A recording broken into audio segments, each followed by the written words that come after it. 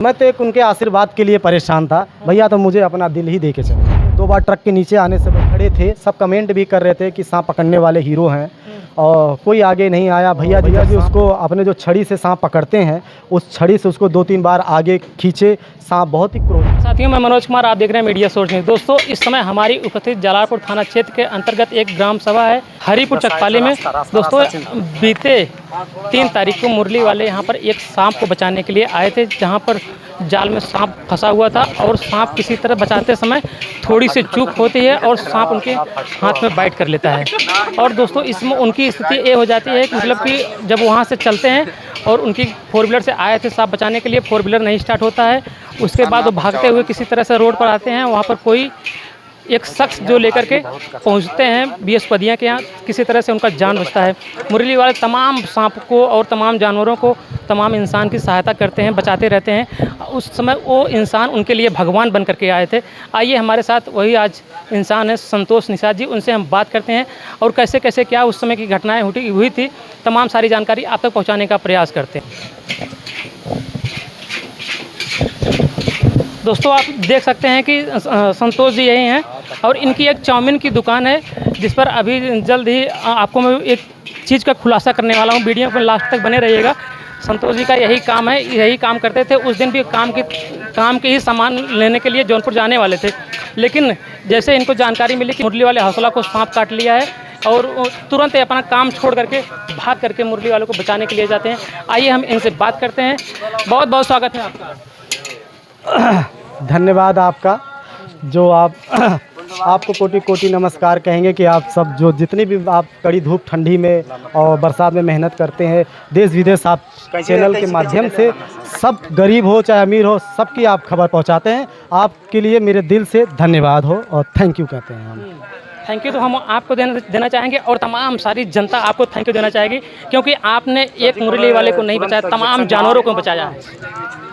अब क्या करें, अब प्रभु की यही लिखी थी, यही इच्छा थी कि आप अपने जीवन में एक नेक काम करेंगे, जो हमने एक नेक काम किया। मैं तो गरीब परिवार का हूँ और मुझे तो ये पता ही नहीं था कि मैं भी कभी ऐसा काम कर लूँगा, और बाकी प्रभु मुझे उस लायक चुना और मुझे मुरली वाले भैया के लिए हेल्प करने के लिए मुझे बुलाए और मैंने उनका हेल्प किया। संतोष जी, उस दिन की कैसे क्या घटनाएं थी, थोड़ा सा दर्शकों को बताना चाहेंगे कि आपको कैसे जानकारी हुआ कि सांप काटे, आप कहाँ थे उस समय? लगभग 3 जून का टाइम था और लगभग 9 बजे के आसपास भैया जी को ग्राम हरीपुर चकपाली से फ़ोन जाता है कि भैया जी यहाँ ब्लैक कोबरा फंसा है और आप आइए रेस्क्यू कर लीजिए, और गाँव वाले मारने की कोशिश फुल बना लिए हैं। तो उसी में से एक बेचारा हमारा मित्र था जो दुल्लू निषाद जी, उन्होंने फ़ोन किया, कहें कि भैया जी आप आइए, इसको बचा लीजिए, नहीं तो गांव वाले मिलके मार देंगे। तब भैया जी बोले ठीक है, हम आ रहे हैं। लोकेशन भेजा गया और सांप का फ़ोटो भेजा गया। भैया कहे सांप तो बहुत ख़तरनाक है, और भैया कहे ठीक है, हम 20 से 25 मिनट में आपके यहाँ आते हैं। और भैया 20 से 25 मिनट जौनपुर से चल के और ग्राम हरीपुर चकपाली में आते हैं जी। उसके बाद भैया जी रेस्क्यू के लिए आते हैं और हम कहीं और जाने वाले थे, हमें पता नहीं था। हम तो वैसे मोटरसाइकिल घुमा दिए, गांव की तरफ गए तो वहाँ जाल में सांप फंसा पड़ा था, और हमारे जो गांव के लोग मित्र थे कहे संतोष भैया जी आइए, ये देखिए सांप फंसा है। हम उस सांप को देखने गए, देखे और काफ़ी बहुत गुस्से में था और बहुत ख़तरनाक सांप था। हम के इसको क्या करना है, कह रहे हैं हम एक मुरली जी हौसला वाले हैं, हम उनको फ़ोन किए हैं, वो आएंगे, सांप को बचा लेंगे। तो हम सोचे कि हो सकता है कि सपेरा टाइप आएंगे, बीन बजाएंगे, सांप पकड़ लेंगे, हम ये दिमाग से सोच रहे थे। अच्छा। तो हम बोले कितना टाइम लगेगा, बोले कम से कम 10 से 15 मिनट लगेगा, वो रास्ते में है। तो हम इसी जगह हम गेहूँ ले रखे थे अपने बाइक पे, 10-15 किलो गेहूँ था, उस गेहूँ को हम सोचे दुकान पे रख के तो चलते हैं।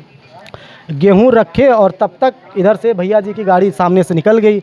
हम वहाँ पहुँचे, भैया जी की गाड़ी पहुँची, हम भी पीछे पीछे पहुँचे। आपको पता था कि मतलब किसी के सांप पकड़ने वाले की ही गाड़ी आ रही है क्या? नहीं, पता तो नहीं था, बाकी मुझे ऐसा लगा कि हम लगभग रहते हैं, देखते हैं कितनी सुबह, जब उन्होंने मेरा मित्र बताया लगभग 15 से 20 मिनट के अंदर में आ जाएंगे, तो मुझे महसूस हुआ हो सकता है यही गाड़ी हो। और वही गाड़ी के पीछे पीछे हम भी हो गए और पहुँचे वहाँ। तो भैया जी सबसे हाथ मिलाए, तो मेरे मन में आया कि मैं भी हाथ मिला लूँ। भैया जी मुझसे भी हाथ मिलाए। अच्छा। भैया जी मेरा भी सम्मान किए उस टाइम। मैंने हाथ मिलाया, हाथ मिलाने के बाद भैया जी को जो सांप पकड़ा था उस लोकेशन पे हम लोग लेके गए।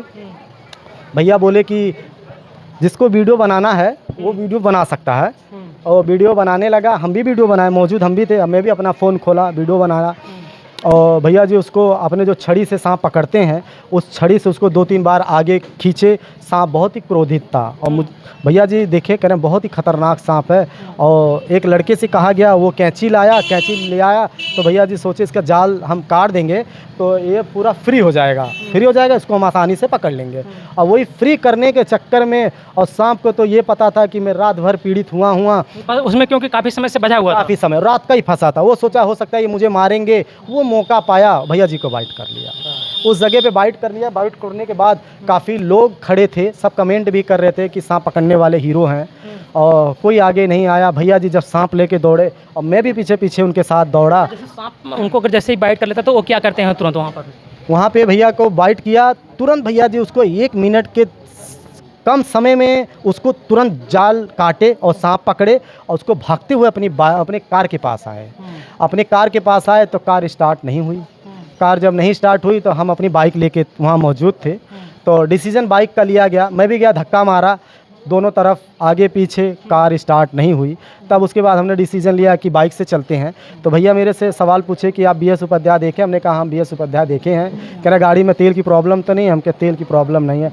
तब हम भैया जी को बैठाए, उनके छोटे भाई को बैठाए, फिर उसके बाद मैं बाइक चलाया, तब BS उपाध्याय हम लोग पहुँचे। अच्छा, जाने में रास्ते में आपको कोई कठिनाई का सामना तो नहीं करना पड़ा? कितने समय में पहुंचा दिए थे आप उनको? लगभग मोबाइल से आसपास हम 35 मिनट के आसपास हम भैया जी को हॉस्पिटल छोड़े हैं।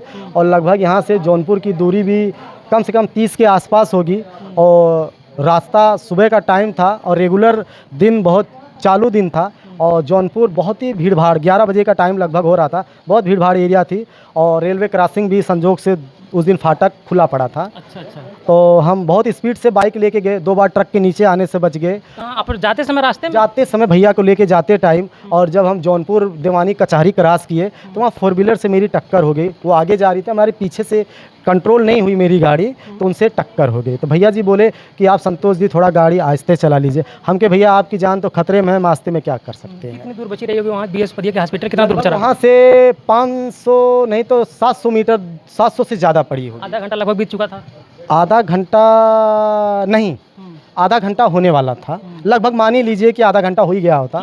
क्या स्थिति थी उसमें मुरली वाले जी की? उस टाइम स्थिति मुरली वाले भैया जी की हालत बिगड़ रही थी, और काफ़ी बिगड़ती हुई कंडीशन उनकी हो गई थी कि जब हम दीवानी कचहरी क्रॉस किए तो भैया की शरीर का जो हिस्सा था वो हमारे शरीर पे आ चुका था। अच्छा। उनकी शरीर काम नहीं कर रही थी, और 100-200 मीटर की दूरी पे भैया की निगाह और दिमाग संतुलन काम करना बंद हो गया था। तो भैया मुझसे पूछे, उन्होंने मुझसे पूछा हम गलत तो नहीं जा रहे हैं? हम कहे भैया जी नहीं, गलत नहीं जा रहे हैं। फिर भी उनके विश्वास के लिए हम एक आदमी से पूछे, भैया जी यहाँ से BS उपाध्याय कितना दूर है? तो बोला लगभग 100 मीटर की दूरी है। और तब भैया सुन के उनको रिलैक्स हुआ, और BS उपाध्याय में हम गए, मोबाइल लेके गए, काफ़ी भीड़ भाड़ था। हम वहाँ पर डॉक्टर उपस्थित थे कि नहीं उस समय? डॉक्टर OPD देख रहे थे, OPD देख रहे थे डॉक्टर साहब, और काफ़ी भीड़ था। 11 बजे का टाइम लगभग, बहुत ही भीड़ भाड़ था। तो डॉक्टर का हमने पहले फ़ोटो दिखाया, सांप देखे, और तुरंत भैया को लिटाया गया। मैं गमछा दिया, गमछा से बांधा गया।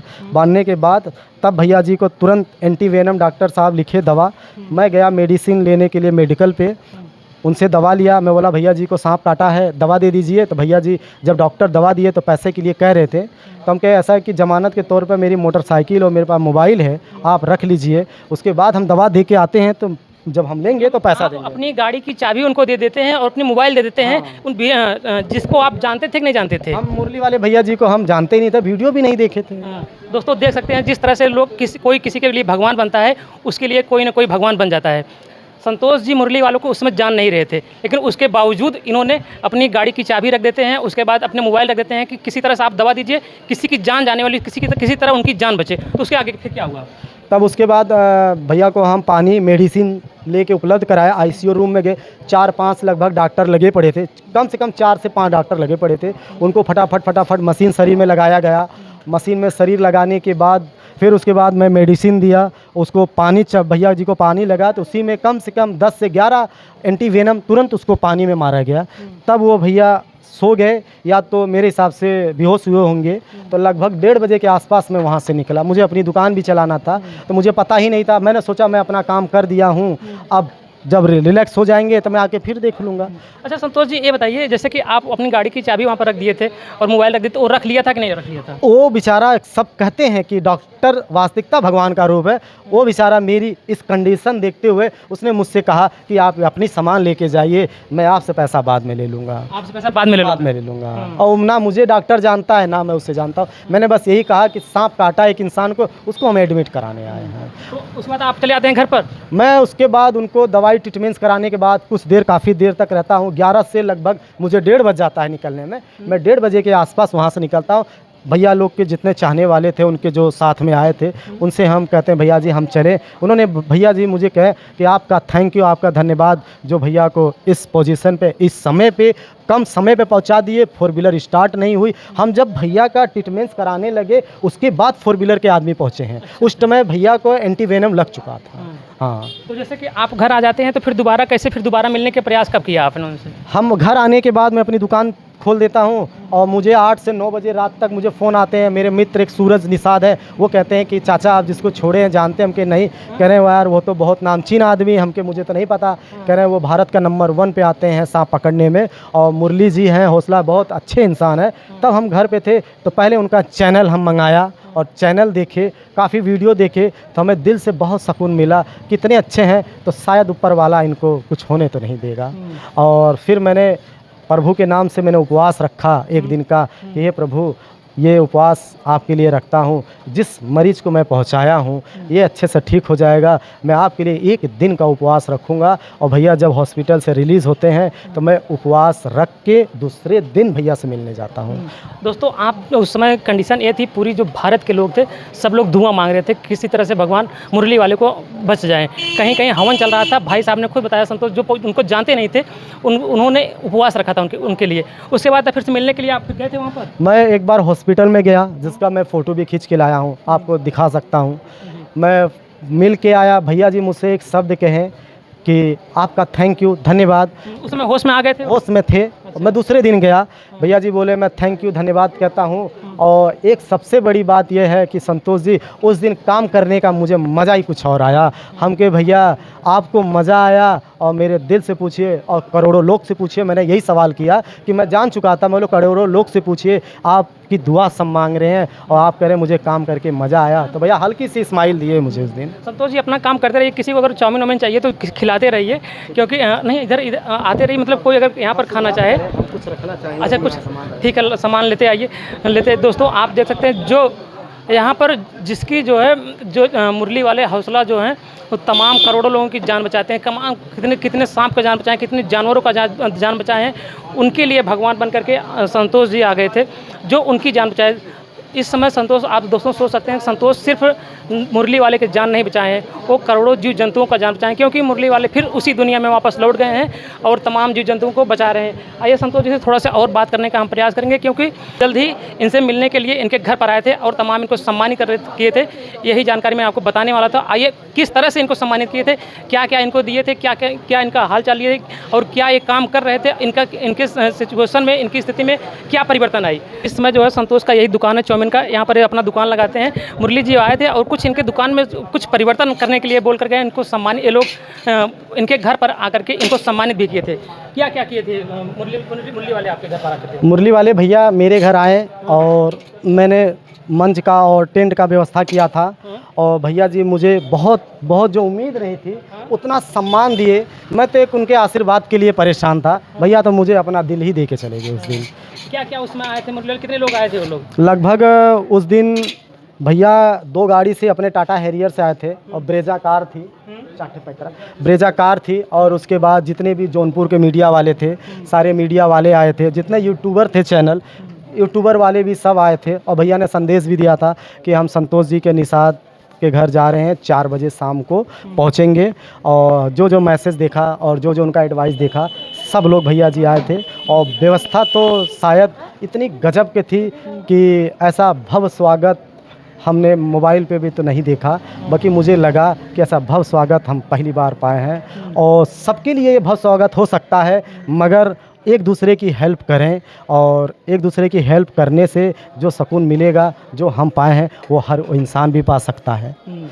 तो जैसे कि आपके पास आए थे, कुछ ऑफर भी आपको कुछ किए थे, मतलब कि संतोष जी आपको क्या चाहिए, कुछ देने के लिए भी प्रयास किए थे, क्या क्या दिए थे आपको? भैया जी जिस दिन आए थे एक पिकअप सामान लेके आए थे, जिसमें से काफ़ी 30-40 हज़ार के आसपास सामान रहा होगा, राशन से लेके, कपड़े से लेके, जूते चप्पल, और 2 न्यू साइकिल थी दोनों बच्चों के लिए, कापी किताब बैग तक की व्यवस्था दिए हैं बच्चों को।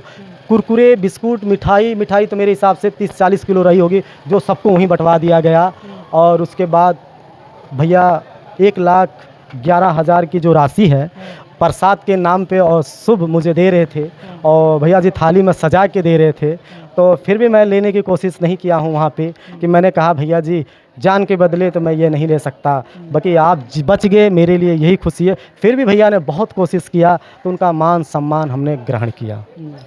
तो जैसे कि आपको इससे जो है मुरली वाले आए थे, तो आपसे मिलकर के क्या और संदेश देना चाहते थे? अगर आपको उनसे बात करना तो मुरली वाले बात क्या कह करके गए? आप किसी भी समय आप मुझसे हेल्प ले सकते हैं, कुछ क्या कहें करके? मुरली वाले भैया जी कहे कि ऐसा है कि संतोष जी जान के बदले तो कोई कीमत नहीं है, चाहे अरबों दे दो चाहे करोड़ों दे दो, कोई कीमत नहीं है। बाकी मैं आपके परिवार के लिए तने दिल से स्वागत है, और मैं आपके लिए हमेशा दिल से लगा रहूँगा। भैया जी मुझे ये कह के गए, और बहुत ही अच्छा लगा, बहुत ही सम्मान मुझे दिए। और भैया जी कह रहे हैं कि आज मैं आया हूँ, मेरा मन यहाँ खुश हो गया, आज तक मैंने ऐसा मन नहीं कभी, मेरा मन। जैसे मुरली वाले तमाम जानवरों को बचाते हैं, तमाम सांप को बचाते हैं, तमाम गरीबों की हेल्प करते हैं। जी संतोष जी, जैसे कि मुरली वाले तमाम जानवरों को बचाते हैं, गरीबों का हेल्प करते हैं, आप उनसे क्या सीखें, आप क्या करना चाहेंगे आगे चलते थे? हम यही कहेंगे कि भैया भी गरीबों को दान करते हैं, और शायद देखिए मैं तो यूट्यूबर हूँ नहीं, और ना तो मेरे पास उतना पैसा है, मैं 100-200 कमाने वाला इंसान हूँ। बाकी मेरी भी एक भक्ति लाइन है कि मैं उस भक्ति लाइन के वजह से मैं भी गरीबों का कुछ ना कुछ देता रहता हूँ।